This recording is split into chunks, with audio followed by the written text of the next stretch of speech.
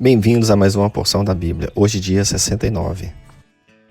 Mateus capítulo 12, versículos 1 ao 21. Poucos dias depois, num sábado, Jesus estava atravessando uma plantação de trigo, os seus discípulos estavam com fome e por isso começaram a colher espigas e a comer os grãos de trigo. Quando alguns fariseus viram aquilo, disseram a Jesus: "Veja, os seus discípulos estão fazendo uma coisa que a nossa lei proíbe fazer no sábado." Então Jesus respondeu: "Vocês não leram o que Davi fez quando ele e os seus companheiros estavam com fome? Davi entrou na casa de Deus e ele e os seus companheiros comeram os pães oferecidos a Deus, embora isso fosse contra a lei, pois somente os sacerdotes tinham o direito de comer esses pães. Ou vocês não leram na lei de Moisés que, nos sábados, os sacerdotes quebram a lei no templo e não são culpados? Eu afirmo a vocês que o que está aqui é mais importante do que o templo. Se vocês soubessem o que as Escrituras Sagradas querem dizer quando afirmam: eu quero que as pessoas sejam bondosas e não que me ofereçam sacrifícios de animais, vocês não condenariam os que não têm culpa. Pois o Filho do Homem tem autoridade sobre o sábado." Jesus saiu dali e foi para uma sinagoga. Estava ali um homem que tinha uma das mãos aleijada. Então algumas pessoas que queriam acusar Jesus de desobedecer à lei lhe perguntaram: "É contra a nossa lei curar no sábado?" Jesus respondeu: "Se um de vocês tiver uma ovelha e no sábado ela cair no buraco, será que ele não vai fazer tudo para tirá-la dali? Pois uma pessoa vale muito mais do que uma ovelha. Portanto, a nossa lei permite ajudar os outros no sábado." E disse para o homem: "Estenda a mão." Ele estendeu, e ela sarou e ficou igual à outra. Então os fariseus que estavam ali saíram e começaram a fazer planos para matar Jesus. Quando Jesus soube disso, foi embora dali e muita gente o seguiu. Ele curou todos os que estavam doentes e mandou que não contassem nada a ninguém a respeito dele. Isso aconteceu para se cumprir o que o profeta Isaías tinha dito. Disse Deus: "Aqui está o meu servo que escolhi, aquele que amo, o que dá muita alegria ao meu coração.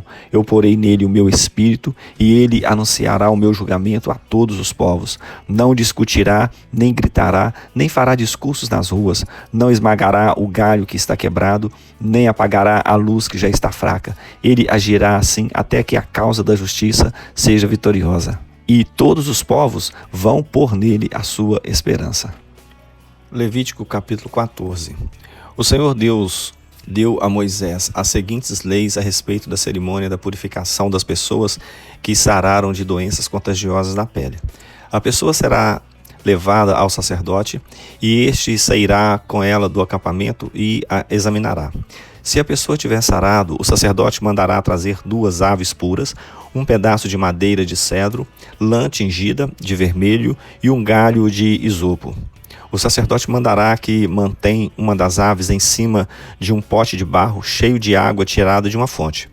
Depois ele pegará a outra ave, o pedaço de madeira de cedro, a lã tingida de vermelho e o isopo e os mergulhará no sangue da ave que foi morta. Em seguida borrifará com o sangue 7 vezes a pessoa que está sendo purificada e declarará que ela está pura. Depois disso, o sacerdote soltará do campo a ave viva. Aí a pessoa deverá lavar a roupa que estiver vestindo, rapar todos os cabelos e pelos e tomar um banho. Então estará pura. Depois entrará no acampamento, mas deverá ficar 7 dias fora da sua barraca. No 7º dia, ela deverá rapar de novo a cabeça, a barba, as sobrancelhas e todos os outros pelos do corpo, lavar a roupa que estiver vestindo e tomar um banho, então estará pura. No dia seguinte, a pessoa pegará 2 carneirinhos e uma ovelhinha de 1 ano de idade, todos sem defeito. Para a oferta de cereais, ela pegará 3 quilos de farinha misturada com azeite e mais 1/4 de litro de azeite. O sacerdote levará a pessoa e as suas ofertas até a entrada da tenda sagrada e ali, na presença de Deus, o Senhor, pegará um dos carneirinhos e o azeite e os oferecerá como sacrifício para tirar culpas. É uma oferta especial ao Senhor e pertence ao sacerdote. Depois matará o carneirinho no lugar sagrado, onde são mortos os animais das ofertas para tirar culpas e das ofertas que são completamente queimadas. O sacerdote deverá fazer isso porque a oferta para tirar culpas é como a oferta para tirar pecados. É uma coisa muito sagrada e pertence ao sacerdote. O sacerdote pegará um pouco do sangue do animal e com o dedo o passará na ponta da orelha direita, no dedo polegar da mão direita e no dedão do pé direito da pessoa que está sendo purificada. Depois derramará uma parte do azeite na palma da sua mão esquerda. Molhará o dedo da mão direita no azeite e o borrifará 7 vezes ali na presença do Senhor. Em seguida, porá com o dedo um pouco de azeite na pessoa que está sendo purificada, nos mesmos lugares em que pôs o sangue do animal, isto é, na ponta da orelha direita, no dedo polegar da mão direita e no dedão do pé direito. O resto do azeite ele derramará na cabeça da pessoa. Assim, na presença do Senhor, o sacerdote conseguirá o perdão dos pecados daquela pessoa. Depois, o sacerdote oferecerá o sacrifício para tirar pecados, conseguindo com isso o perdão dos pecados da pessoa que está sendo purificada. Em seguida, ele matará o animal para a oferta que vai ser completamente queimada e oferecerá no altar, junto com a oferta de cereais. Assim, o sacerdote conseguirá o perdão dos pecados daquela pessoa e ela estará pura. Se a pessoa for pobre e não puder pagar tudo, ela levará ao sacerdote um carneirinho para a oferta para tirar culpas, que é uma oferta especial dedicada ao Senhor e que pertence ao sacerdote. Levará só 1 quilo de farinha misturada com azeite e mais 1/4 de litro de azeite e 2 rolinhas ou 2 pombinhos, conforme as suas posses. Uma das aves será a oferta para tirar pecados e a outra será a oferta que vai ser completamente queimada. No 8º dia do tempo da sua purificação, a pessoa levará tudo isso até a entrada da tenda sagrada e entregará ao sacerdote.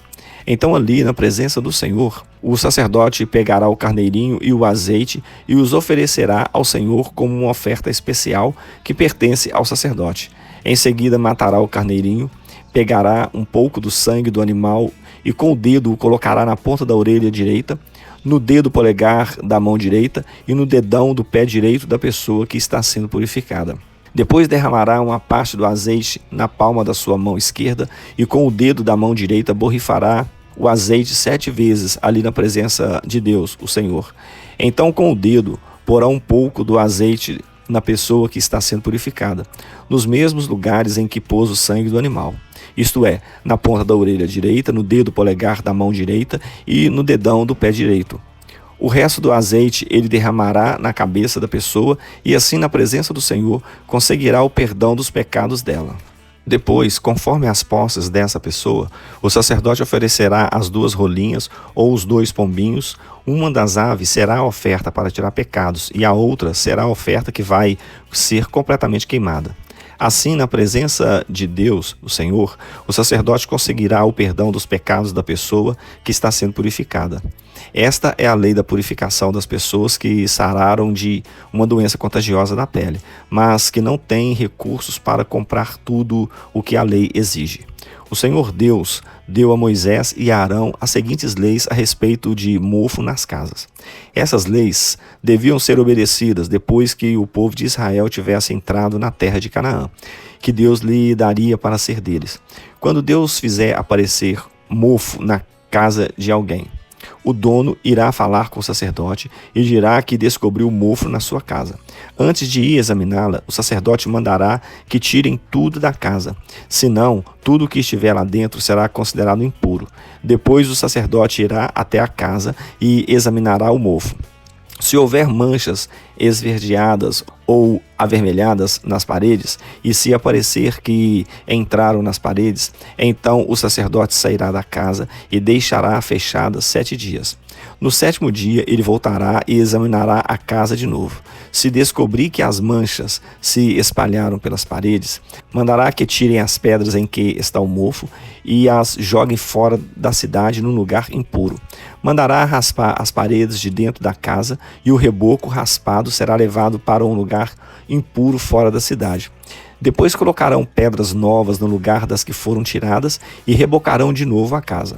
Se depois de ser feito tudo isso, aparecer mofo na casa outra vez, o sacerdote a examinará. Se as manchas se tiverem espalhado pelas paredes, é mofo contagioso e a casa está impura. Ela será derrubada, e as pedras, a madeira e o reboco serão levados para um lugar impuro fora da cidade. Quem entrar na casa durante os 7 dias em que estiver fechada ficará impuro até o pôr do sol. E se nesse tempo alguém se deitar na casa ou comer ali dentro, deverá lavar a roupa que estiver vestindo. Mas se o sacerdote voltar e examinar a casa depois de rebocada e não encontrar mofos nas paredes, ele declarará que ela está pura, pois o mofo desapareceu completamente. A fim de purificar a casa, o sacerdote pegará 2 aves, um pedaço de madeira de cedro, lã tingida de vermelho e um galho de isopo, e matará uma das aves em cima de um pote de barro cheio de água tirada de uma fonte. Depois pegará a outra ave, o pedaço de madeira de cedro, a lã tingida de vermelho e o isopo, e os mergulhará primeiro no sangue da ave que foi morta e depois na água fresca, e borrifará a casa 7 vezes. Assim, ele purificará a casa com o sangue da ave, a água fresca, a ave viva, o pedaço de madeira de cedro, o isopo e a lã tingida de vermelho. Depois levará a ave viva para fora da cidade e a soltará no campo. Assim o sacerdote fará a cerimônia de purificação e a casa ficará pura. São essas as leis para todas as doenças contagiosas da pele e da cabeça, para inchações, tumores e manchas da pele, para o mofo na roupa e nas casas. Elas servem para se saber quando alguma coisa é impura ou é pura. São essas as leis para todos esses casos. Provérbios capítulo 26. Elogiar um tolo é tão absurdo como cair neve no verão ou chover no tempo da colheita. A maldição não cai sobre quem não merece. Ela é como um passarinho que voa sem rumo. O chicote foi feito para o cavalo, o freio para o jumento e a vara para as costas de quem não tem juízo. Quem dá uma resposta séria a uma pergunta tola é tão tolo como quem a fez. Responda ao tolo de acordo com a tolice dele, para que ele não fique pensando que é sábio. Quem manda um tolo dar um recado está procurando problemas. Seria melhor que cortasse os próprios pés. Um provérbio citado por um tolo tem tanto valor como as pernas de um aleijado. Elogiar um tolo é o mesmo que amarrar uma pedra no estilingue. O tolo, citando um provérbio, é como o bêbado tentando tirar um espinho da mão. O patrão que contrata qualquer tolo que lhe pede emprego acaba prejudicando todos. O tolo que faz uma tolice pela segunda vez é como um cachorro que volta ao seu vômito. Pode-se esperar mais de um tolo do que de quem pensa que é mais sábio do que é. O preguiçoso fica em casa e diz: se eu sair, o leão me pega. O preguiçoso vira de um lado para o outro na cama. Ele é como uma porta que gira nas dobradiças, mas, de fato, não sai do lugar. Existe gente que tem preguiça até de pôr a comida na própria boca. O preguiçoso acha que ele sozinho sabe mais do que 7 homens capazes de dar respostas certas. Quem se mete na discussão dos outros é como quem agarra pelas orelhas um cachorro que vai passando. Quem engana os outros e diz que é brincadeira é como um louco brincando com uma arma mortal. Sem lenha, o fogo se apaga. Sem mexericos, a briga se acaba. Como carvão sobre as brasas e lenha no fogo, assim é o briguento para atiçar uma briga. Os mexericos são tão deliciosos, como gostamos de saboreá-los. Como o verniz sobre um pote de barro, as palavras fingidas encobrem um coração mau. O hipócrita que odeia esconde o seu ódio atrás da bajulação. Ele pode falar muito bem, mas não acredite no que ele diz, porque o seu coração está cheio de ódio.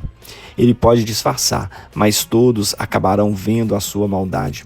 Quem coloca uma armadilha para os outros acaba caindo nela. Quem rola uma pedra será esmagado por ela. Quem odeia fere os outros com mentiras. As palavras bajuladoras causam desgraças.